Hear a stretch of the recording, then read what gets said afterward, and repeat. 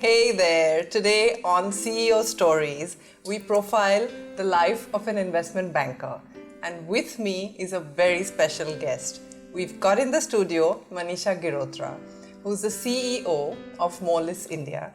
And at the age of 33, was one of the youngest CEOs of a global bank, UBS, and has been on almost every list of powerful and influential executives that there is, including Fortune, Forbes, Wall Street Journal, World Economic Forum, Business Today, India Today. I could go on. So let me quickly get Manisha onto the show. Hey Manisha, thank you so much for being here with us. Thanks for having me. It's a pleasure to be here. So tell me, you're this huge role model. I know girls and women and men look up to you and say, how did she achieve so much at such a young age? Well, that's nice of you. My daughter doesn't think so, but when you said you were talking about the list, I was like, when will I get onto the best mom list? That's my ultimate goal. I'm sure you're right there in your baby's heart, but well, she doesn't a teenager, tell you know how often. these things are. But yeah, I think, look, just the usual things, nothing new, just perseverance, hard work. I guess I was lucky to find my passion and my calling. I mean, I was an accidental banker, but once you love what you do, it just becomes simpler. Yeah. So tell us about the accidental piece. When you were young, what is it that you really did want to do back then? So, when I was young, it wasn't as if there was a big focus that I want to be X or Y. I think my mum kept me very narrow and focused on the grades. We had to top the class, and that was the only goal. Okay.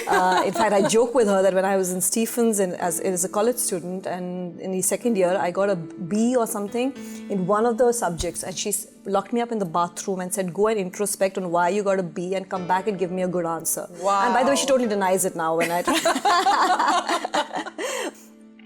as I grew up, I think I wanted to be an economist. I loved what I did at Stephens and D School. My father was a banker, so I guess somewhere those seeds were lying dormant. And then for a couple of years, I decided to, couple of years with you, join Grindlays, and that was meant to be just a 2-year stint. Yeah, so from then, tell me, at 33, in a male-dominated field like investment banking, and you were CEO of this great big global bank. How was that experience for you in terms of acceptance, in terms of, for you personally? When you and I started off, we were a batch of large number of women who joined. So I think that sort of setting the trend for the women in our industry, that more and more women were going to join. Having said, the first phase was tough. There was a lot of objectification. There were times when people wouldn't take you seriously. People thought you're just here for resume building. Me and my husband used to compete for business, and if he would go into a meeting, they would talk to him straight and narrow about the business. With me, they would say, so when are you having your child? When are you completing your family? And I'm like, I'm here to talk about my business, right? So I think that's different for women. But so that initial bit I think was much harder when you just struggle to be taken seriously both externally and internally. And I think there's no other compromise to it but hard work and a grit that you just keep going and you don't take these things too personally. And by the time I think I became CEO, it was easier because I think there were more women at work. I had sort of proven myself more about, and when I became CEO, I had my daughter at the same time, so that came with its own challenges. But I think it was much easier then. Plus also if you're CEO, you can sort of there are people to support you. I think if you ask me what was the toughest phase, I would say the first few years to just be taken seriously in a very male-dominated industry. So Manisha, you said you were CEO and you had Tara, your baby, almost immediately. Right. So tell me, while you're saying it wasn't that challenging, I'm sure it was. And those were not the days when you had creches and that kind of support system. Absolutely. So I remember there were times that Tara would fly with me to Bangalore for a pitch and be hidden away in a little hotel, and I would go and nurse her, or she would come with me to office, and I would, for the first month after my maternity leave of 3 months, for the first 6 weeks she used to just stay in a hotel next to the office, and I used to go and see her off and on. And then of course when kids get sick, as you know, as all of us women are so programmed for guilt, I think it was just used to be devastating to leave her behind, etc.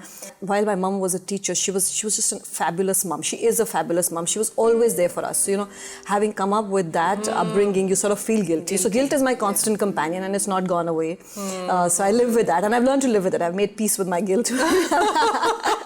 But it remains, I think what you have to do in life if you want to be a working woman and have a family life is to just marry right. And I think I was lucky. I was from a family where they were all working women, and I married into a family which is all working women.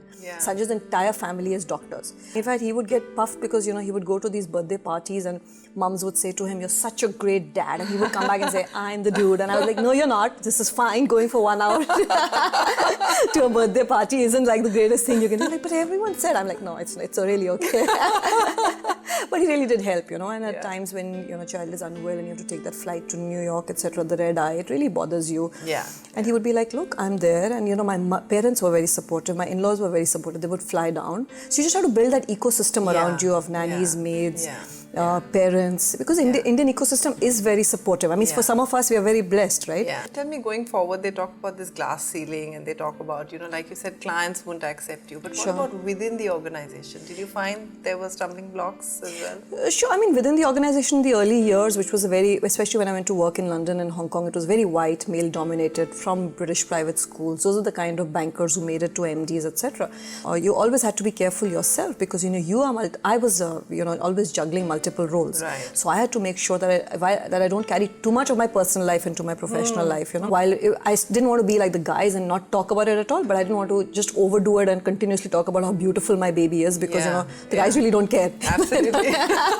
They don't care when your child had a first step or said a first word, So you have to be a bit careful yourself. I think a lot of onus lies on yourself. Talking about life of an investment banker, because a lot of my viewers there are thinking, how can we become investment bankers? But tell me, what is it that you love the most about your job? So it's a hard life. The initial bit especially is extremely hard in terms of hours. The hours are long, so I don't want to fool you by saying that, it's easy. It's 15 to 16 hours a day. You work through weekends and, it's just the nature of our job because the task tends to be very finite in terms of time delivery. So it's like 4 months to 6 months, you have to complete an M&A. You can't say, I'm going to let this, deal go on for another year, etc. It tends to be chunky. Right. There are times where you could have downtime. It may be much easier. But, a lot of times you don't want to have that much downtime because, you want to make money and you want to win. So it is hard. You have to be passionate about it, like most careers. Because, it's really like a gladiator sport, right? Because you have to win every day. You win and lose daily. You can't rest on your laurels. Absolutely. You can't say, I've built this big organization and now I'll just sit on top of it.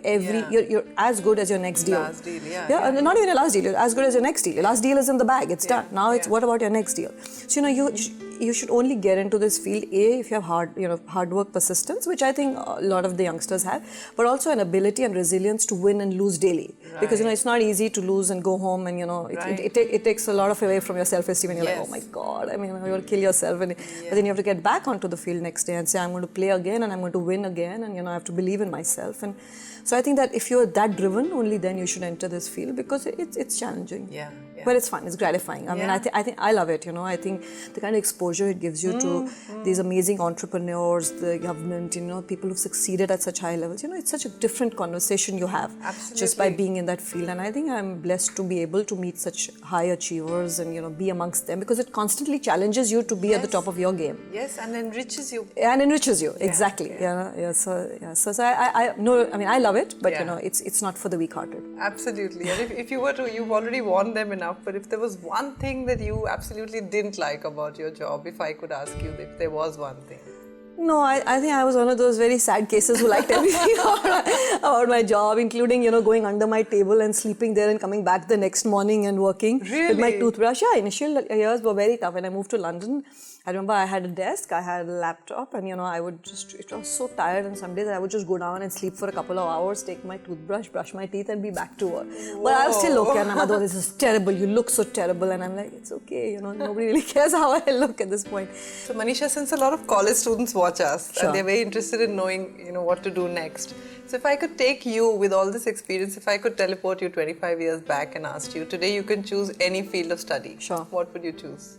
Oh, anything to do with technology. I am so handicapped technologically wise. My daughter and my husband are continuous. I've just moved to an iPhone, by the way. I was still in a BlackBerry, emotionally attached to my BlackBerry. So I think I want to be more tech savvy, and the way the world is changing in a positive way with all of this artificial intelligence and cloud computing and all that, I would love to do something in that field. I think that really is the industry for the next 30-40 years, and it's not happening in this generation, in this lifetime, because I've just about done I just yesterday got onto Facebook and I have no idea how to work it. So that's how challenged I am. But tell me one more thing, if you could actually look at yourself 25 years ago today and give yourself that one piece of advice, what would you say? I think I would say think more before you act. My daughter says, by the way, I'm Punjabi, and she always says, when I go and meet your family, everyone talks at the same time. Who listens? Like, we're not in the listening business. So I think, so probably, think a little bit more. Every time it's very important, before any step you take, you must think and pause and I do that now, but I think my younger self didn't do that probably. Yeah, you were so excited. I was excited. Maybe that's the energy you needed at that age. So I'm not taking away from the energy. So tell me, from being at UBS, a large bank, and you spent a good almost 2 decades there. Sure, And then moving to virtually a startup, Moelis. Yes, How was that change for you? Shrita, when I set up UBS in India, also I went through the same phase because UBS was not a known animal in India. Investment banking was not known. I remember when I used to go in Delhi to government offices, they used to say, "Oh, courier wali madam aayi hai," because they used to confuse me for UPI. So I'd been through this before, but having said that, once you've been through 20 years of a very large organization, we had 12,000 people in India, it is challenging. I wouldn't say, it was version 2.0 and version 1.0 made it easy for me. But, I think it reinvigorates you. It really does. It's because you sort of get so used to the routine, you get so used to being supported by everyone that you stop challenging yourself. And I think this challenged me a lot more. It, challenged every bit of mine. You get to know who your true friends are, by the way. When you start again, you know who your real friends are, how important family is, because those are really the people who come in when you're starting something new. But, I have a great boss, Ken, who started Moelis, was my boss in UBS. So, that bit, at least the internal bit was taken care of because there was internal comfort. But that doesn't take away from the fact that setting up a new firm in a very competitive country like India comes with its challenges. Yes, and probably at a time when investment banking was going through a bit of exactly. low phase. Yeah, which was actually in a way turned out to be a positive because the big banks were so lost. Given what was happening post-Lehman, that, if you could provide something which was more focused and more committed to clients, it actually got rewarded more. And the other thing that worked well is, that was a bear phase in India. India times were challenging, which is good because that's a time when you can actually go out, build your franchise, your business, and then, and your credentials. And then, 2 years later, when the business actually started kicking in to the country, we were able to get our fair share. Yeah. So Manisha, this 12-15 hour and having a child at home and having a lot of travel. But I'm sure you still take out some time for yourself, some hobbies. So what is it that you do for yourself? Yeah, sure. So I think, when I took my gardening leave from UBS to Moelis is when I realized how important me time is. Till then, I was just on this treadmill and my gardening leave was about 5 months, thankfully. At that time, I thought it was too long. But, that's when I picked up my golf again. I used to be a good golfer. I picked that up. I do some yoga. I read, I listen to music. Of course, my music's gone from Frank Sinatra to Taylor Swift, given I have a teenage daughter, which is a bit shocking. I can now go to Justin Bieber concerts. I didn't think this phase of my life I would go to Justin Bieber and watch him take his shirt off and get excited. And I think, all that people say that when you take out me time, you're a better worker, a better mother, a better person is all true because you feel better about yourself. Yeah. And that's really what I learned through that 5 years ago, because I never used to, because as I said to you, my guilt was my overriding companion. I wouldn't take downtime at all. I wouldn't watch a Bollywood movie. I wouldn't watch Shah Rukh Khan. Last night I watched Raees, and even though I didn't like it, but I was just so happy, me and Shah Rukh. Tell me, in all of this, you've had a lot of support, but who would you say has been your biggest cheerleader? So I think that different people at different phases of life. I think if you were to ask me what I credit my success and my being here today and working is my father. Because, I see now that I work a lot with women on how at home itself you build these gender biases, right? And in my case, if you ask my brother even today, he says to my father that I was his favorite child. I got the best room. I got the best clothes. He poor thing used to have hand-me-down frocks till he was 3 years old. So, I think, that builds that confidence because when you go out in the world and people are, making biases against you, you don't think anything's wrong with you. You think something's wrong with those people, right? Because you're like, this is not how the world works. I am God's, best thing that happened to my family. So I don't know what, and this was my whole family used to think like that, by the way. So then as I said, my husband, and I think because he came from an ecosystem of working women, was very supportive, and to date is very supportive. My daughter is extremely, she's like, what are you doing at home? She has her exams going on and I'm like, I'll come early, and she's like, no, you work, don't you have a job? And that's so nice because she feels pride, and she, as you know, your son was in Ambani school, you have that page where you have to write your mother's profession. So she's like, I don't want to write housewife in that. Please go to work. So long as even Ken pays you $1, I'm like, Ken will be delighted to hear. How sweet. So she learns so much. Yeah, so I think she learns from it. So I think different people. I think you can't attribute a success to one person. I'm just lucky I had all these people at a time when the world was so anti, or didn't believe in women. As I don't say anti-women, didn't believe in women. You needed that ecosystem to say, look, I can do this. This is easy. And you've been in the public eye. There's so many articles about you. People have, so many people have met you. But tell us something about the Manisha that nobody really knows. Sanjay says that if all else fails, I can sell surf. So I hope I don't reach that stage. But if I have to, I'll do it. Well, I think the Manisha, you don't know, probably if the people who knew me in my growing up days in Simla would describe me as a shy child. And, there is a part of me which is still shy, which is still happy to sit at home and watch movies and, but that's not what my business is about. My business is about being, you have to put yourself all out there and put your best game forward. So, so I think that part of myself I have overcome. There's still a part which will remain shy, I'm sure, but, and nobody buys it anymore that I'm shy, but it's the truth. Yeah, but that's a lot. That's a big statement for those of them watching there and feeling I'm shy. I don't know whether I can be in investment banking. So you've got a role model here, so don't worry about it. Don't worry about it. Everyone's shy. Everyone's hiding a little bit of that. So tell me, you've achieved so much already. I mean, if I were you, I would just be retiring right now. But what still gets you up every morning? Nobody wants me at home. Really. My husband, my staff, nobody wants me. I'm a nuisance at home, so I want to. But I think I love what I do, so that bit remains. But I think what I would like to do is to do a little bit more now than just my work. And, I like to work with the girl child. I'm very motivated by Rupa Purushottam, who runs a school called Avsara. Whatever I can do to help the girl child, the women, to live in a more equal world is really what drives me. Beautiful. Thank you. So tell me, when all of this gets over, how do you want to be remembered? Well, as a good mum, to start with. Very important. My mum was a great mum, so you can see there's latent pressure to be. And somebody who just lived her life with dignity and honesty and high ethics, and somebody who was resilient.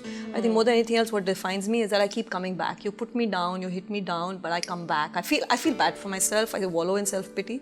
I say, oh my God, the world's against me, but I come back. So I think that's... Thank you so much, Manisha. It's been a pleasure. It's been a pleasure being a friend of yours all these years, and it's been a pleasure having you on the show. Thank you. Thank you for having me. It was really nice of you to have me. Thank you. So thank you so much for watching till the end. And if you've enjoyed this episode and you have any questions to ask me, you want to ask Manisha something, please put all of that down in the comment section at the bottom of this video and press that little red button. Do subscribe to the channel and keep watching a new video every week.